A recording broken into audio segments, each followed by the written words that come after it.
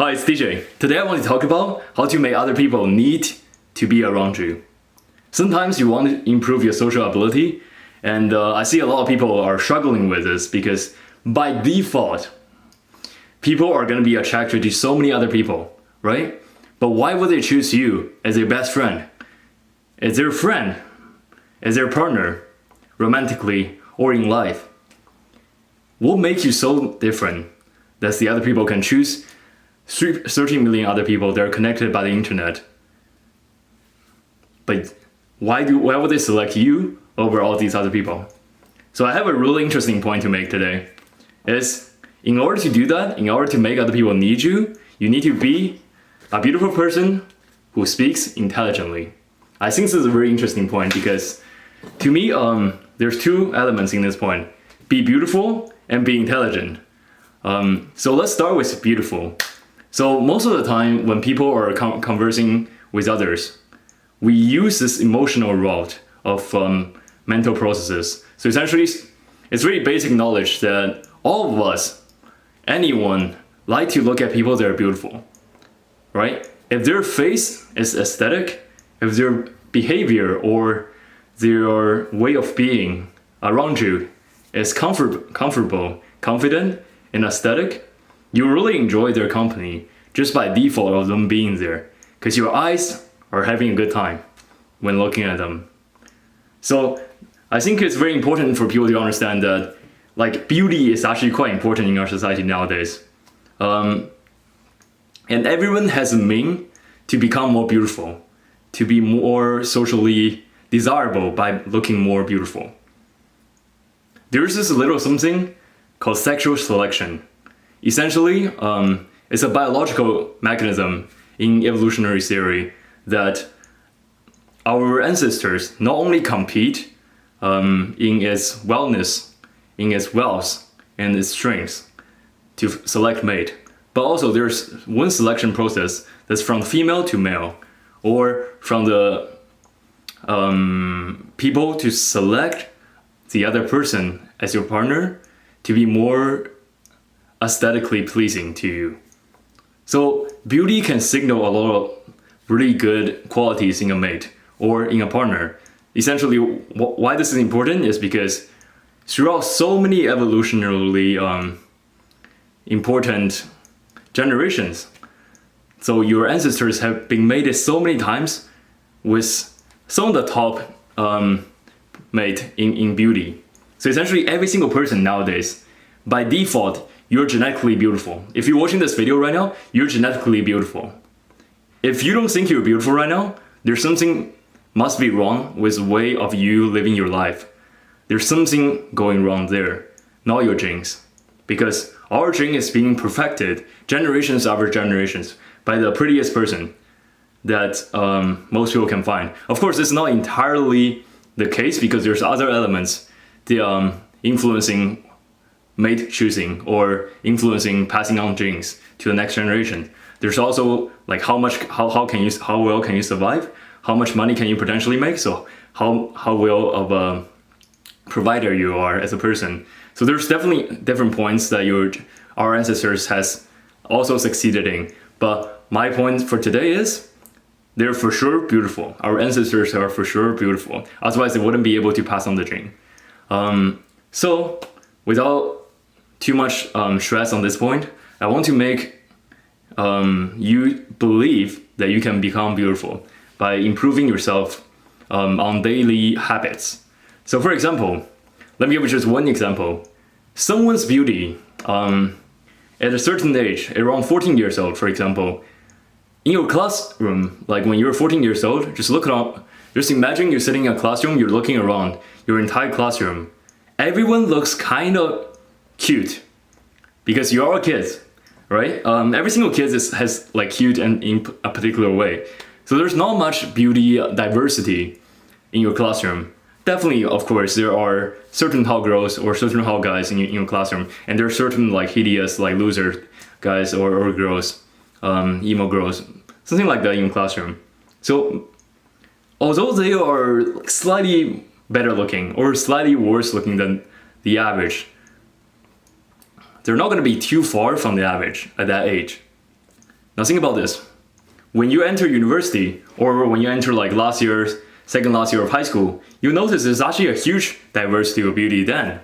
You'll see like there's a bunch of different stereotypes in your class. So there's the jerks, there's the athletes, there's the mathematicians, things like that in your class. It's very easy to see who's beautiful and who's not around that age. It's because they have matured to a point that their beauty has been showing externally and reflecting a lot around them.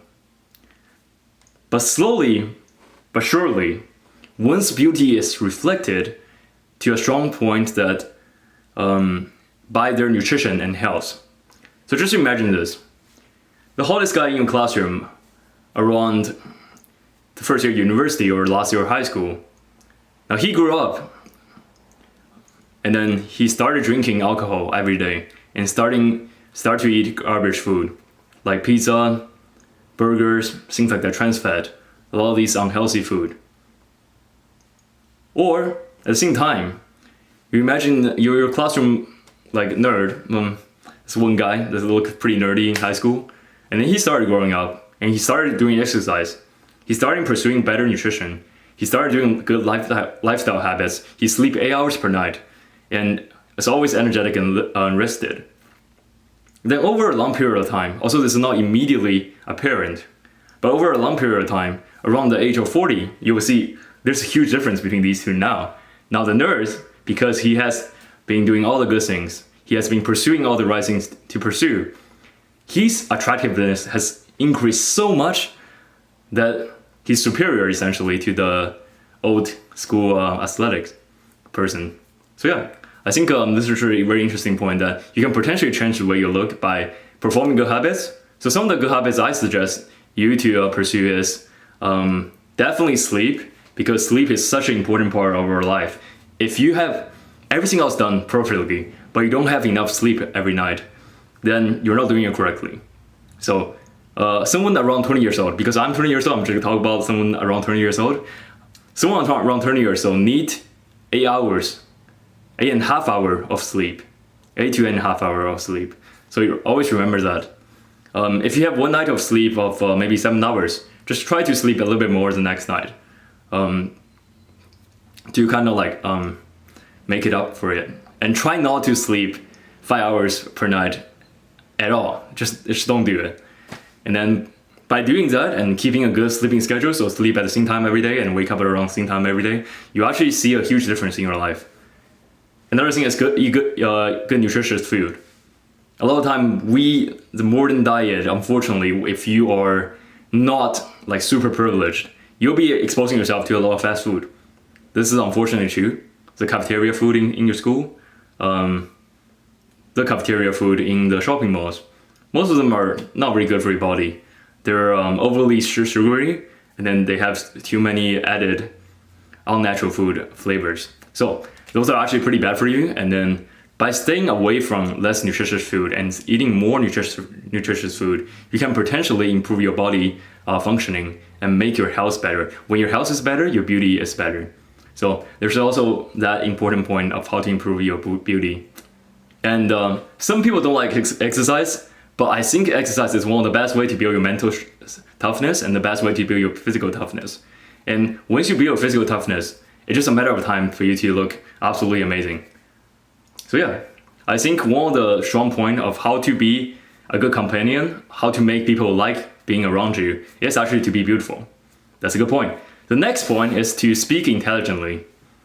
Now, when you're just imagine yourself sitting in a coffee shop, you're talking to a person that you've met for the first time. They're absolutely gorgeous, right? They're tall, they're 6 feet, they have like really nice features, and just something like me. They have really nice features, but they're bubbling on, they're rambling on with like nonsense, right? They're talking about like their old days, their ex-girlfriends, and they're watching what television they're watching, what kind of video games they're playing. So there's a bunch of things that you're not interested in. And these things doesn't show that he is an intelligent person, unfortunately.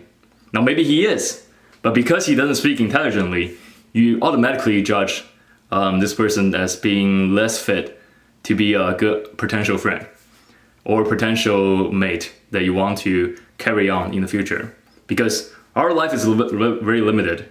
If you are carrying people in your tribe, they're not at your level, most people doesn't want to do that. Most people only want the strongest, better, greatest, best person in their life and around them. They want the best persons to be their friends. So just imagine that. Most people are thinking like that. So whenever you're talking to someone, try to show your intelligence, right? This is not by saying like, not bragging or saying, oh my god, my GPA is like 3.75 right now. I'm doing very well at school. So, got my future figured out. That's actually quite dumb sounding. Like whenever you're boasting overtly, it's actually quite bad. Show, don't tell. It's one of the best way to do this.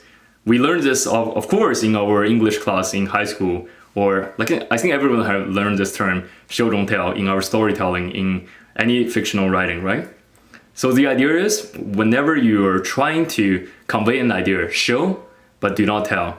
Do not boast yourself, right? Always try to indicate that you potentially are intelligent, but you shouldn't be just stating the fact that my IQ is 210. I'm pretty much a genius. So don't do that. I used to do it. Don't do it. So yeah, speaking intelligently is also very important because you're showcasing your potentiality of becoming successful. Even if you're not right now, even if you're not a big person right now, even if you're not doing well right now, you can still be potentially successful because by the knowledge you have, a lot of people, sometimes even with people around you, you can probably see some of them has great potential to be a better person in life. Some of them just, oh my god, they're not doing well because you just feel like their personality and what they know and their skill set is not what society needs right now. And maybe you don't actually think they're gonna succeed in life. That's very likely to be the case. I have a lot of people in my life that I feel like, okay, one look at him, one look at her, I don't think she's gonna make it.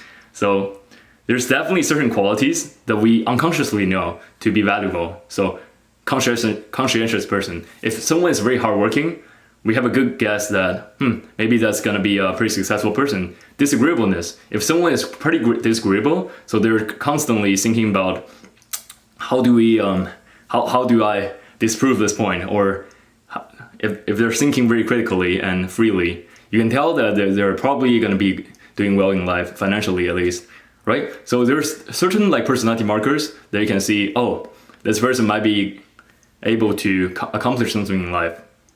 It's the same thing when you see a very mediocre person and a very person with strong personality. You know who's gonna be the better candidate to win certain competitions. Just to give you an example, if you really think about how to make people like you, this is actually pretty important because I think a good point for within the American politics is Hillary Clinton. She's the worst proof of this because so firstly, I personally think she's not visually very beautiful. She's aged, yes, but even when she's younger, you can tell that she's probably not a very good-looking person, right? And then another point is she doesn't speak really intelligently.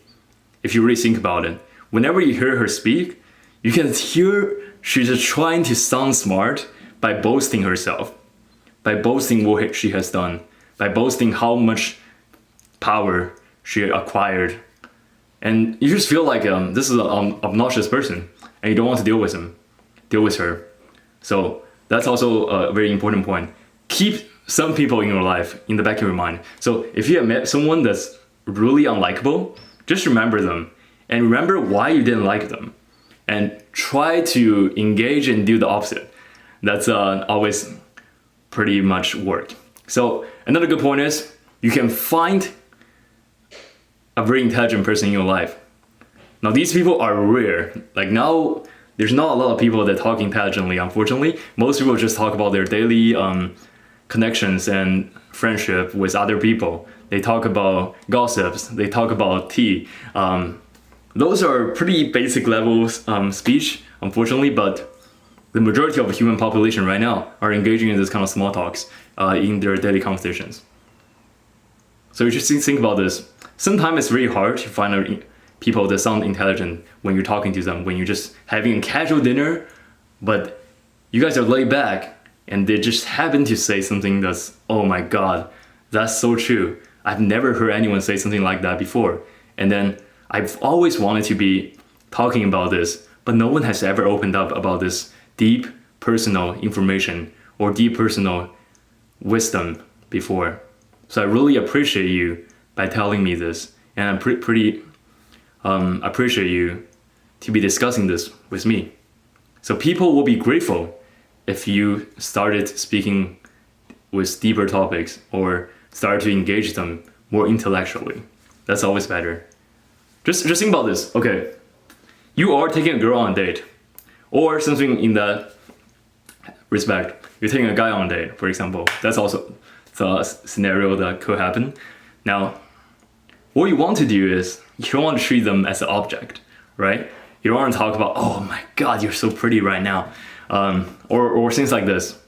Now, sometimes it's work, but most of the time they're looking for you to engage them more intellectually, because it's very obvious. Most of the girls on the planet Earth is very beautiful.